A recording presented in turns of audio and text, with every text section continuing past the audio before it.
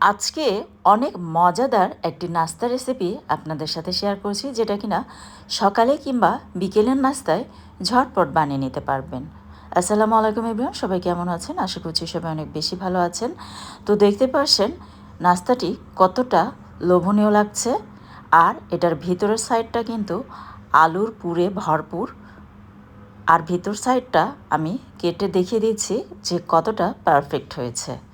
এটা খেতে কিন্তু বেশ মজার। তো আশা করছি পুরো ভিডিও জুড়ে সাথে থাকবেন। রেসিপি ভালো লাগলে প্লিজ ফলো করে সাথে থাকবেন, আর ইউটিউব চ্যানেল থেকে দিয়ে থাকলে সাবস্ক্রাইব করে সাথে থাকবেন, আর ভিডিওতে একটি লাইক দিতে ভুলবেন না।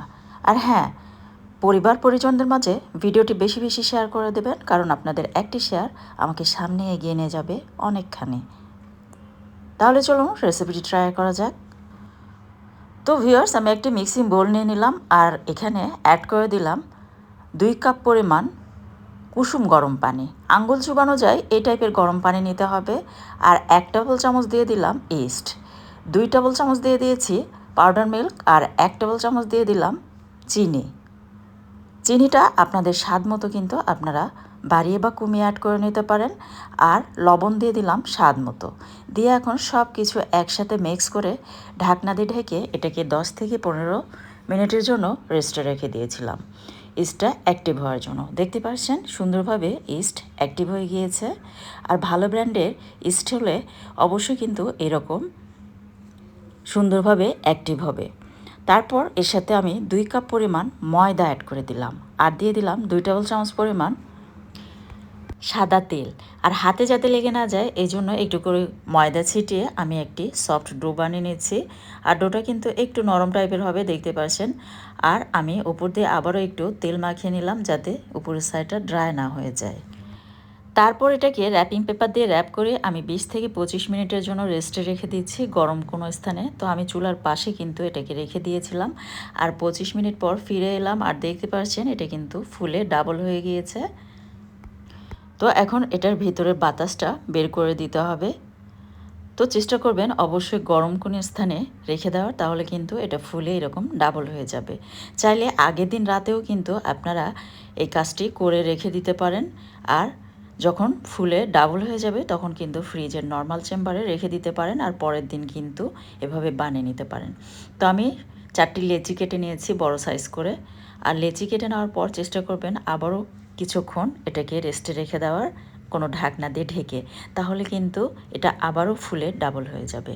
আর এদিকে অফ ক্যামেরায় আমি 2টি আলু সিদ্ধ করে নিয়ে ম্যাশ করে নিয়েছি, আর এর সাথে অ্যাড করে দিলাম 2টি কাঁচামরিচ কুচি করে অ্যাড করে দিয়েছি, একটি বড় সাইজের পেঁয়াজ কুচি অ্যাড করে দিয়েছি, স্বাদ মতো লবণ অ্যাড করে দিলাম, একটুখানি চিলি ফ্লেক্স অ্যাড করে দিয়েছি, মানে শুকনো মরিচ হালকা টেলে নিয়ে গুঁড়ি করে এর সাথে অ্যাড করে দিয়েছি, 1 টেবিল চামচের মতো খাঁটি সরিষার তেল অ্যাড করে দিয়েছি, আর হাফ চা চামচের মতো গরম মশলা পাউডার অ্যাড করে সব কিছু একসাথে মিক্স করে এটাকে একটা সাইডে রেখে দিলাম। আর এখন আমি কিভাবে বানিয়ে নিচ্ছি নাস্তাটি দেখে বুঝে নেবেন। একদম হাত দিয়ে কিন্তু এখানে কোনো বেলাবেলির ঝামেলা নেই, হাত দিয়ে সুন্দরভাবে বানিয়ে নেওয়া যায়।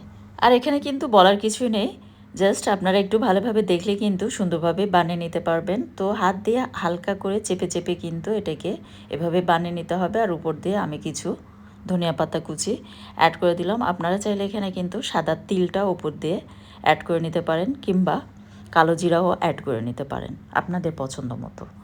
তো আমি আলু ভর্তাটা কিন্তু একটু বেশি পরিমাণে দিয়ে এটাকে এভাবে বানিয়ে নিচ্ছি, দেখতে পাচ্ছেন একদম বানানো সহজ। আর হাত দিয়ে চেপে চেপে আস্তে আস্তে কিন্তু এটাকে একটু ছড়িয়ে দিতে হবে। তো সবগুলি কিন্তু আমি ঠিক একইভাবে বানিয়ে নিচ্ছি, দেখতে পাচ্ছেন। আর আপনাদের হাতে কাছে যদি ইস্ট না থাকে, সেক্ষেত্রে আপনারা ইস্ট বাদ দিয়েও কিন্তু এই নাস্তাটি এভাবে বানিয়ে নিতে পারেন। আর আমরা যেভাবে পরোটার ডো বানিয়ে থাকি সেভাবে কিন্তু পরোটার ডো বানিয়ে আপনারা কিন্তু ভিতরে এভাবে আলু ভর্তা দিয়ে এভাবে বানিয়ে নিতে পারেন আপনাদের পছন্দ মতো। আর এটা ইস্ট দেওয়ার কারণে নান রুটির মতো লাগে খেতে। আর যেহেতু আলুর পুরে ভরা, আপনারা একবার ট্রাই করে দেখবেন। আমার কাছে তো এটা ভীষণ মজা লেগেছে, আর আমার পরিবারের সবাই কিন্তু এটা অনেক বেশি পছন্দ করেছে। তো সবগুলি বানিয়ে নেওয়া হয়ে গিয়েছে, আর চুলে একটা প্যান বসিয়ে দিলাম, আর চুলার পাওয়ারটা একদম মিডিয়াম টু লো পাওয়ারে রেখে এখন এটাকে ঢাকনা দিয়ে ঢেকে আমি এপাশ ওপাশ আগে এই 3-4 মিনিট করে ভেজে নেব। আর খেয়াল রাখতে হবে যাতে পুড়ে না যায়। তো দেখতেই পাচ্ছেন চুলার পাওয়ারটা কিন্তু এই পর্যায়ে একদম মিডিয়াম টু লো পাওয়ারে রেখে পুরো রান্নাটাই করে নিতে হবে। আর উপর দিয়ে আমি কিন্তু বাটার দিয়ে দিচ্ছি। আপনারা চাইলে সাদা তেল দিয়েও ভেজে নিতে পারেন কিংবা ঘিয়েও ভেজে নিতে পারেন। আমি বাটার নানের মতো করে কিন্তু রেসিপিটি ট্রাই করার চেষ্টা করছি। জাস্ট আলুর পুরটা ভিতরে শুধু আমি দিয়েছি। তো এভাবে আমি কিন্তু উল্টিয়ে পাল্টিয়ে এটাকে একটু সময় নিয়ে উপর সাইডটা ক্রিস্পি করে ভেজে নেব। আর কোনো অবস্থাতেই কিন্তু চুলার পাওয়ারটা বাড়ানো যাবে না, তাহলে কিন্তু উপরের সাইডটা পুড়ে যাবে আর ভিতরের সাইডটা কাঁচা থেকে যাবে। তো দেখতে পাচ্ছেন সুন্দর একটি কালার চলে এসেছে। তো আমি এখন এগুলিকে তুলে নেব। আর নাস্তাটি দেখতেই পাচ্ছেন আমি কিন্তু একটু মোটা সাইজ করে হাত দিয়ে বানিয়ে নিয়েছি। বেলাবেলির ঝামেলা ছাড়া কিন্তু এই রেসিপিটি এভাবে বানিয়ে নেওয়া যায়। আর আমার কাছে মনে হয়েছে যে এর চেয়ে সহজ রেসিপি আর হয় না, কিন্তু খেতে ভীষণ মজাদার।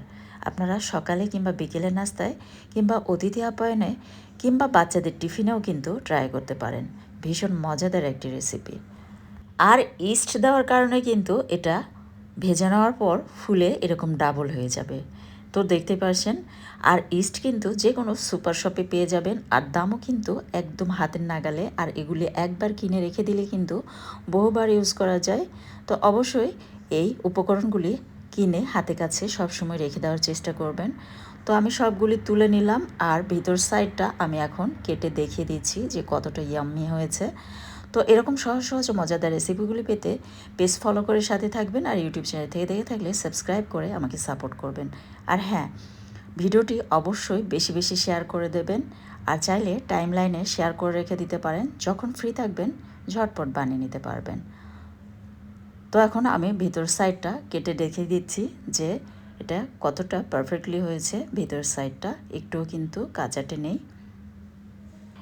আর আমরা তো বাটার নান খেয়েছি, বাট এভাবে আলুর পুরে ভরা বাটার নান খেয়ে দেখবেন। আমার বিশ্বাস এভাবে একবার বানিয়ে খেলে বারবার বানিয়ে খাবেন, এতটাই মজার। আর কতটা পারফেক্ট হয়েছে ভিতর সাইডটা তা দেখিয়ে দিলাম। তো পরবর্তী রেসিপি দেখার আমন্ত্রণ জানিয়ে আজকের মতো এখানে বিদায় নিচ্ছি। সবাই খুব বেশি ভালো থাকবেন। আল্লাহ হাফিজ।